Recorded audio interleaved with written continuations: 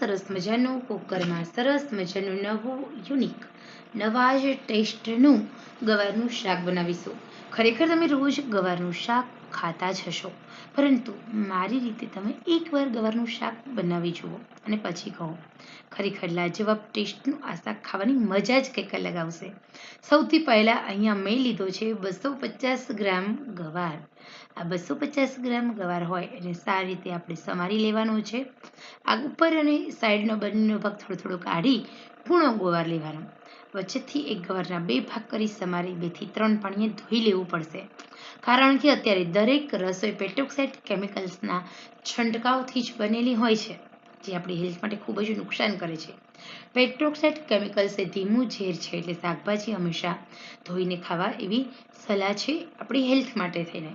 પહેલું સુખ તે જાતે નરી આપણે થોડી સારી ટેવ આપણી હેલ્થને સારી કરવા માટે ખૂબ જ ઉપયોગી છે.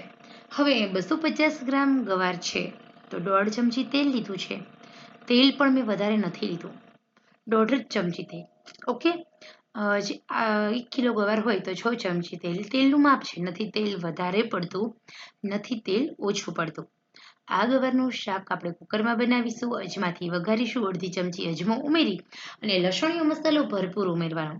અહીંયા 10 કળી લસણ છે, એને ખાંડી લીધું છે અને પછી આપણે લસણીયો મસાલો બનાવી લીધો. લસણીયો મસાલો બનાવી અને સાંતળી લીધો. એ પછી મેં 2 ડુંગળી લીધી છે, એને ચોપરમાં એકદમ ઝીણી ઝીણી ચોપ કરી છે. હવે તમે ચોપ ન કરો તો સૌથી નાની મિક્સર જારમાં તમે એકદમ ફાઇન ડુંગળીની પેસ્ટ બનાવી લેશો તો પણ આ શાકમાં મસ્ત લાગશે. પરંતુ ગવારનું આ ગ્રેવીવાળું શાક તમે આવી રીતે બનાવશો, ખરેખર નથી ભાવતું એ લોકો પ્રેમથી ખાશે, હોંશે ખાશે, માંગી ખાશે. અહીંયા 2 મિનિટ સુધી ડુંગળીને સાંતળવાની. ડુંગળીની અંદર રહેલો પાણીનો ભાગ બાળી દેવાનો. ગેસની આંચ એકદમ મીડિયમ રાખવાની. આપણે આ ગવારના શાકને વધારે સ્વાદિષ્ટ અને વધારે ટેસ્ટી બનાવવું હોય તો બીજી ટિપ્સ. પહેલી, અજમામાં વઘાર કરવો, જેના કારણે ગવાર છે ગેસેટિક પ્રોબ્લેમ્સ કરે, ગેસ ન થાય. ગવારનું શાક લસણથી વઘારવું, પાચન તંત્ર મજબૂત કરશે ગવાર. લસણથી વઘારશો તો તમને ગેસેટિક પ્રોબ્લેમ્સ છે તે નહીં થાય. એટલે અને પછી આપણે ડુંગળીને સાંતળવાની, 3 મિનિટ સુધી સાંતળવાની છે. પાણી ડુંગળીનું બધું બળી જશે, તેલ બધું છૂટું પડવા લાગે. એ પછી ઝીણા ચોપ કરેલા 2 ટામેટા ઉમેરવાના છે. ટામેટાની પણ તમે પેસ્ટ બનાવીને ઉમેરો તો ચાલશે. હવે આ ટામેટાની પેસ્ટને પણ આપણે સાંતળી લેવાની. ગેસની આંચ અત્યારે મેં ફૂલ કરી દીધી છે અને 3 મિનિટ સુધી સાંતળીશું. ટામેટાની પેસ્ટ કરીને એડ કરવાથી ઓછા મરચામાં તમારો જે લાલ ચટક જેવું ગવારનું શાક બને છે. હોટેલ અને રેસ્ટોરન્ટ સ્ટાઇલ બનશે આ ગવારનું શાક. બહુ ટેસ્ટી લાગે છે. કુકરમાં બનતું આ નવા ટેસ્ટનું ગવારનું શાક એકવાર તમે જરૂર બનાવજો. અહીંયા આપણે હળદર ઉમેરીશું. 2 મિનિટ થઈ જાય, ટામેટાની પેસ્ટ સંતળાઈ જાય એટલે લાલ મરચામાં કશ્મીરી મરચું, રેશમ પટ્ટો મરચું બંને અડધી ચમચું, હળદર 1/2 ચમચી, નમક ટેસ્ટ અકોર્ડિંગ એડ કરવાનું અને સાથે થોડો ગરમ મસાલો તો ખરો જ. કાશ્મીરી મરચું કલર પકડે છે અને ઠંડક આપે છે, સાથે રેશમ પટ્ટો મરચું થોડી તીખાશ આપે છે. ગરમ મસાલામાં તમે કોઈ પણ ગરમ મસાલો ઉમેરી શકો છો અને આપણે બધા જ મસાલાને હલાવી લેવાનું છે. ગવાર 250 ગ્રામ છે, એને મેં સાઈડમાં નિતારી લીધો છે, પાણી બધું જ કાઢી લીધું છે અને સાઈડ પર રાખી દીધો છે.